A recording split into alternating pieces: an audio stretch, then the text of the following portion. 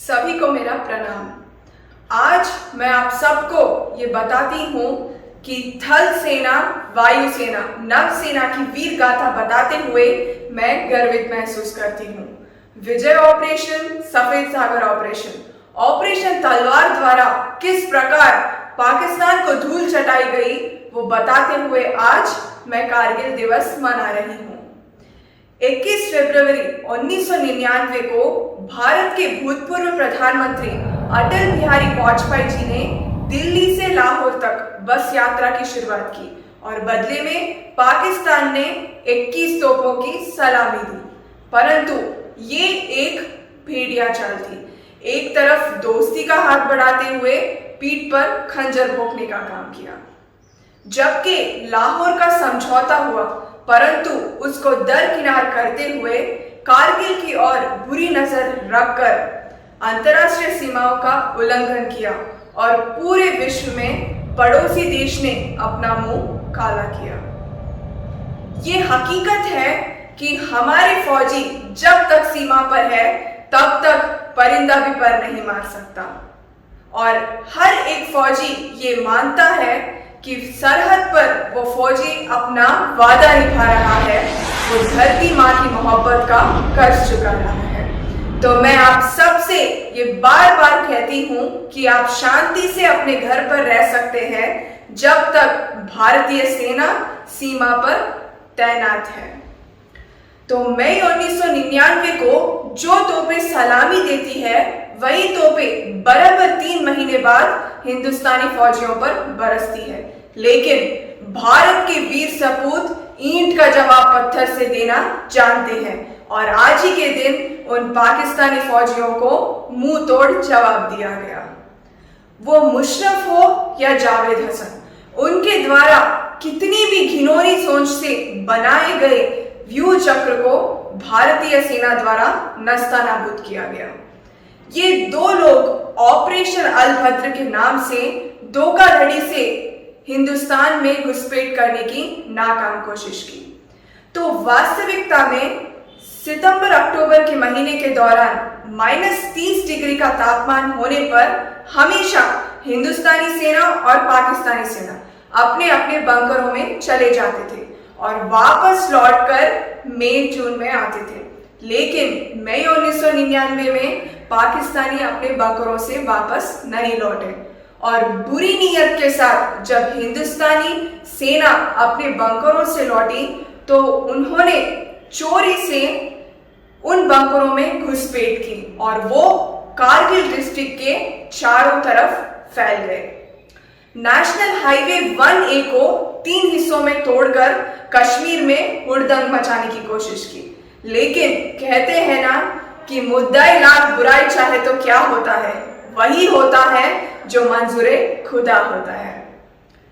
तो द्रास, मशको, टाइगर हिल, टोलोलिंक, काक्सर और बटालिक, इन सभी हिस्सों में से भीषण युद्ध द्रास में हुआ और 18,000 फीट के ऊपर से चुपके से बंदूकों, तोपों और आधुनिक हथियारों से आक्रमण करने की तैयारी की। दयाल नाम के शख्स ने अपने जानवर के गुम हो जाने पर वो पहाड़ी इलाके की ओर दूरबीन से खोज रहा था।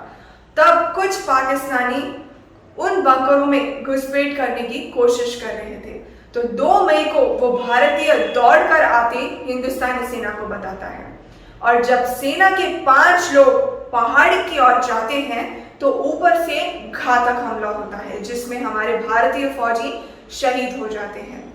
9 मई को आर्मी के डिपो पर हमला किया जाता है, जिसमें 127 करोड़ का नुकसान होता है। तोलोलिंक से टाइगर हिल तक हमारे देश के सैनिकों ने ताबड़तोड़ हमला किया, जबकि ऊपर बैठा दुश्मन घात लगाकर हमला कर रहा था।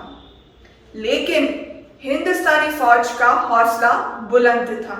वो तीनों ओर से समुद्री तट से ऑपरेशन तलवार, वायु सेना द्वारा सफेद सागर ऑपरेशन और उसी प्रकार थल सेना द्वारा विजय ऑपरेशन ने उन दुश्मनों को कहीं का नहीं रखा। इस युद्ध में बोफोर्स तोपों ने रामबाण का काम किया।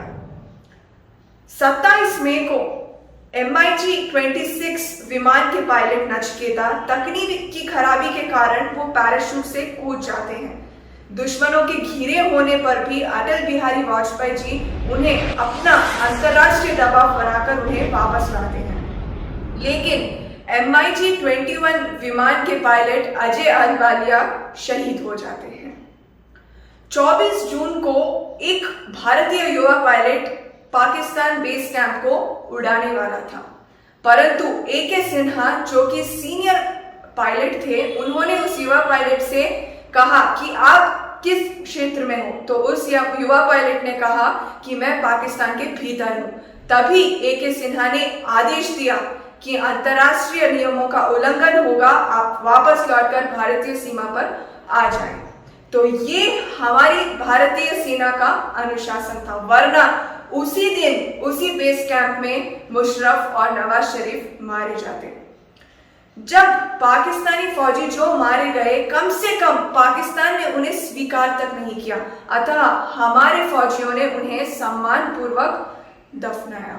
जबकि पाकिस्तानी फौजी हमारे भारत के कैप्टन सौरभ कालिया को चारों तरफ से घेर कर उन्हें यातनाएं दी, उनके होंठ जबान काट दिए गए, उनके कान काट दिए गए, उनके आंखें फोड़ दी गई और उनके शरीर के टुकड़े टुकड़े कर दिए। और नवाज शरीफ अमेरिका की यहाँ मदद मांगने गया, जो कि उसे नसीब नहीं हुई।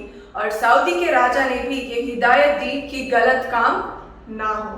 कहते हैं ना कि जो जैसा करेगा वो वैसा भरेगा। तो अंत में पाकिस्तान के आर्मी और पॉलिटिशियंस के बीच में कुत्तों बिल्लियों जैसी लड़ाई हुई और अंतर्राष्ट्रीय स्तर पर छवि खराब हुई। हमारे बहादुर सैनिकों ने -30 डिग्री में 18,000 फीट की ऊंचाई पर, वो भी ऑक्सीजन की कमी होते हुए भी, दुश्मनों को मार भगाया, नस्ता नाबूद किया और हमारा तिरंगा लहराया।